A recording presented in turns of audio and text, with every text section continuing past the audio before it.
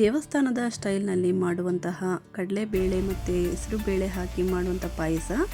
ಇದು ಟೇಸ್ಟ್ ಅಂತೂ ಅಮೇಝಿಂಗ್ ಆಗಿರುತ್ತೆ. ಹಬ್ಬ ಪೂಜೆಗಳಿಗೆ ಸೂಪರ್ ಕಾಂಬಿನೇಷನ್ನು ಇದು. ಬನ್ನಿ ಹಾಗಾದರೆ ಮಾಡೋದು ಹೇಗೆ ನೋಡೋಣ. ಶಾರಿಕಾ ಶ್ರುತಿ ರೆಸಿಪೀಸ್ಗೆ ಸ್ವಾಗತ. ಇನ್ನೂ ಯಾರು ನಮ್ಮ ಚಾನಲ್ಗೆ ಸಬ್ಸ್ಕ್ರೈಬ್ ಆಗಿಲ್ಲ ಅವರು ಈಗಲೇ ಸಬ್ಸ್ಕ್ರೈಬ್ ಆಗಿ ಮುಂದಿನ ನೋಟಿಫಿಕೇಷನ್ಗಾಗಿ ಬೆಲ್ ಐಕನನ್ನು ಪ್ರೆಸ್ ಮಾಡಿ. ವಿಡಿಯೋ ಇಷ್ಟ ಆದರೆ ಲೈಕ್ ಮಾಡೋದನ್ನು ಮರಿಬೇಡಿ. ಬನ್ನಿ ನೋಡೋಣ ಹಾಗಾದರೆ ಈಗ ಏನೇನು ಇಂಗ್ರೀಡಿಯೆಂಟ್ಸ್ ಬೇಕು. ನಾನಿಲ್ಲಿ 1 ಕಪ್ಪು ಹೆಸರುಬೇಳೆ ಮತ್ತು 1 ಕಪ್ಪು ಕಡಲೆಬೇಳೆಯನ್ನು ತಗೊಂಡಿದ್ದೀನಿ. ಇದಕ್ಕೆ ಕಡಿಮೆನೇ ಇಂಗ್ರೀಡಿಯೆಂಟ್ಸ್ ಬೇಕಾಗೋದು. ಮತ್ತು ನಾನಿಲ್ಲಿ 1 ಹೋಳು ತೆಂಗಿನಕಾಯಿ, ಹಸಿ ತೆಂಗಿನಕಾಯಿಯನ್ನು ತಗೊಂಡಿದ್ದೀನಿ. ಅದನ್ನು ಸ್ವಲ್ಪ ನೀರು ಹಾಕಿ ಮತ್ತು ಈ ತೆಂಗಿನಕಾಯಿಗೆ 4 ಏಲಕ್ಕಿ ಹಾಕಿ ಇದನ್ನು ಚೆನ್ನಾಗಿ ರುಬ್ಕೋಬೇಕಾಗುತ್ತೆ.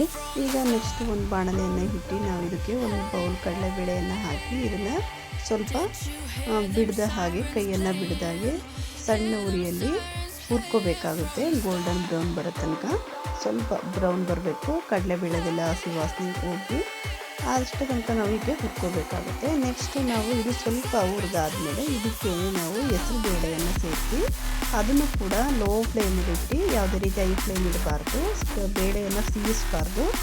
ಆ ರೀತಿಯಾಗಿ ನಾವು ಲೋ ಫ್ಲೇಮಲ್ಲಿ ಇದನ್ನು ಗೋಲ್ಡನ್ ಬ್ರೌನ್ ಬರೋ ತನಕ ಹುರ್ಕೋಬೇಕಾಗುತ್ತೆ. ಕೈ ಬಿಡಿಸ್ದಂಗೆ ಹುರ್ಕೋಬೇಕು. ನೆಕ್ಸ್ಟು ಇದು ಹುರಿದು ಆದಮೇಲೆ ನೋಡಿ ಜಾಸ್ತಿ ಅದಕ್ಕೆ ಹುರಿಬೇಕು. ಈ ಹುರಿದಂಥ ಕಡಲೆಬೇಳೆ ಮತ್ತು ಹೆಸರು ಬೇಳೆಯನ್ನು ಕುಕ್ಕರ್ಗೆ ಹಾಕಿ 2 ಗ್ಲಾಸ್ ನೀರನ್ನು ಸೇರಿಸ್ಬಿಟ್ಟು ಇದನ್ನು ನಾವು 2 ಅಥವಾ 3 ವಿಸಲನ್ನು ಬರ್ಸ್ಕೋಬೇಕಾಗುತ್ತೆ. ಅಂತಂದರೆ ಬೇಯಿಸ್ಕೋಬೇಕಾಗುತ್ತೆ. ಲಿಡ್ಡನ್ನು ಕ್ಲೋಸ್ ಮಾಡಿ, ಇಲ್ಲಿ ನಾನು ಲಿಡ್ಡನ್ನು ಕ್ಲೋಸ್ ಮಾಡಿ ಇದನ್ನು ಬೇಯಿಸ್ಕೊತಾ ಇದ್ದೀನಿ. ನೆಕ್ಸ್ಟು ನಾವು ಬೆಲ್ಲವನ್ನು ತೊಗೊಂಡಿದ್ವಲ್ಲ ಅದನ್ನು ಸ್ವಲ್ಪ ಅದರಲ್ಲಿರುವಂತಹ ಮರಳಿರುತ್ತೆ ಅದನ್ನು ತೆಗಿಬೇಕು. ಹಾಗಾಗಿ ಇದನ್ನು ನಾವು ಏನು ಮಾಡಬೇಕು, ಒಲೆ ಮೇಲೆ ಇಟ್ಟು ಇದನ್ನು ಕರಗಿಸ್ಕೋಬೇಕಾಗುತ್ತೆ. ಕರಗಿಸ್ಕೊಂಡು ನಾವು ಒಂದು ಸ್ಟ್ರೈನರಲ್ಲಿ ಇದನ್ನು ಶೋಧಿಸ್ಕೋಬೇಕಾಗುತ್ತೆ. ಶೋಧಿಸ್ಕೊಂಡು ಈ ಬೆಲ್ಲದ ನೀರು ಕಾಯಿಯ ಜೊತೆ ಹಾಕಿ ಚೆನ್ನಾಗಿ ಕುದಿಸ್ಬೇಕಾಗುತ್ತೆ. ಈಗ ನೋಡಿ ನಾನು ಕಾಯಿ ಜೊತೆ ಹಾಕಿದ್ದೀನಿ. ಈಗ ಕಾಯಿ ಮತ್ತು ಬೆಲ್ಲದ ನೀರನ್ನು ಮೊದಲು ಇದು ಕಾಯಿದ ಹಸಿ ಸ್ಮೆಲ್ ಹೋಗೋ ತನಕ ಚೆನ್ನಾಗಿ ಸ್ವಲ್ಪ ಕುದಿಸ್ಕೋಬೇಕಾಗುತ್ತೆ. ಒಂದು 5 ನಿಮಿಷ ಕುದಿಸಿದ್ರೆ ಸಾಕು. ನೋಡಿ ಇಲ್ಲಿ ನಾನು ಕುದಿಸ್ಕೊತಾ ಇದ್ದೀನಿ.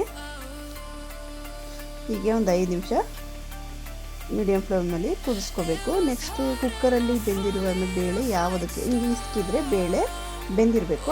ಅದಕ್ಕೆ ನೀವು ಬೇಳೆಯನ್ನು ಬೇಯಿಸ್ಕೋಬೇಕಾಗುತ್ತೆ. ಈಗ ನಾನು ಬೇಳೆ ಬೇಯಿಸಿದ ಸಮೇತ, ಅಂದರೆ ಆ ನೀರು ಸಮೇತನೇ ನಾನು ಈ ಪಾತ್ರೆಗೆ ಸುರ್ಕೋತಾ ಇದ್ದೀನಿ. ಹೀಗೆ ಸುರಿದು ಈ ಕನ್ಸಿಸ್ಟೆನ್ಸಿ ನಿಮಗೆ ಯಾವ ಅದಕ್ಕೆ ಪಾಯಸ ಬೇಕಾಗಿರುತ್ತೆ ಅದಕ್ಕೆ ನೀವು ನೀರನ್ನು ಸೇರಿಸ್ಕೋಬೇಕಾಗುತ್ತೆ.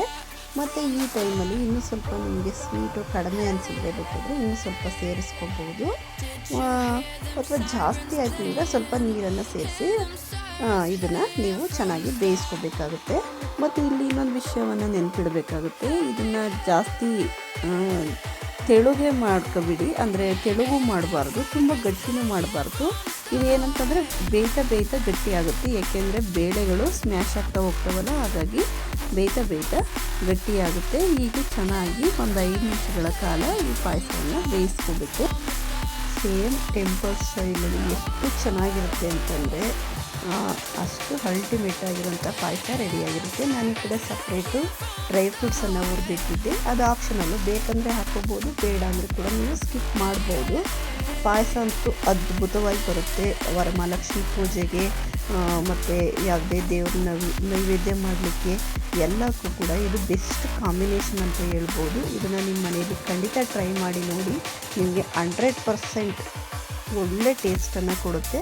ಮತ್ತು ದೇವರಿಗೆಲ್ಲ ಒಳ್ಳೆ ನೈವೇದ್ಯಕ್ಕೆ ತುಂಬ ಒಳ್ಳೆಯದು. ಹಾಗಾಗಿ ಇದನ್ನು ಮಾಡಿ ನೋಡಿ, ಖಂಡಿತ ನಿಮಗೆ ಇಷ್ಟ ಆಗುತ್ತೆ. ನಾನಿದ್ರ ಜೊತೆಗೆ ಮನೆಯಲ್ಲಿ ವಡೆ ಕೂಡ ಮಾಡಿದ್ದೆ, ಅಥವಾ ಒಂದು ಸ್ವೀಟ್ ರೆಸಿಪಿಯಾಗಿ ಕೂಡ ಮನೇಲಿ ನೆಂಟರು ಯಾರಾದರೂ ಬಂದಾಗ ಕೂಡ ಮಾಡ್ಬೋದು. ಈಗ ನಾನು ಇದಕ್ಕೆ ಹುರಿದಿರುವಂತಹ ಡ್ರೈ ಫ್ರೂಟ್ಸನ್ನು ಸೇರಿಸ್ತಾ ಇದ್ದೀನಿ. ನೋಡಿ, ನಮ್ಮ ಪಾಯಸ ಟೆಂಪಲ್ ಸ್ಟೈಲ್ನಲ್ಲಿ ಅದ್ಭುತವಾಗಿ ರೆಡಿಯಾಗಿತ್ತು. ಶಾರಿಕಾ ಶ್ರುತಿ ಹೋಮ್ ರೆಸಿಪೀಸ್ನ ಫಾಲೋ ಮಾಡಿ. ಇದೇ ರೀತಿಯ ರೆಸಿಪೀಸ್ಗಳಿಗಾಗಿ ಚಾನಲನ್ನು ಸಬ್ಸ್ಕ್ರೈಬ್ ಮಾಡ್ಕೊಳ್ಳೋದನ್ನು ಮರಿಬೇಡಿ. ನಿಮ್ಮ ಅನಿಸಿಕೆಯನ್ನು ನನಗೆ ಕಾಮೆಂಟ್ ಮೂಲಕ ತಿಳಿಸಿ. Thank you for watching. Bye.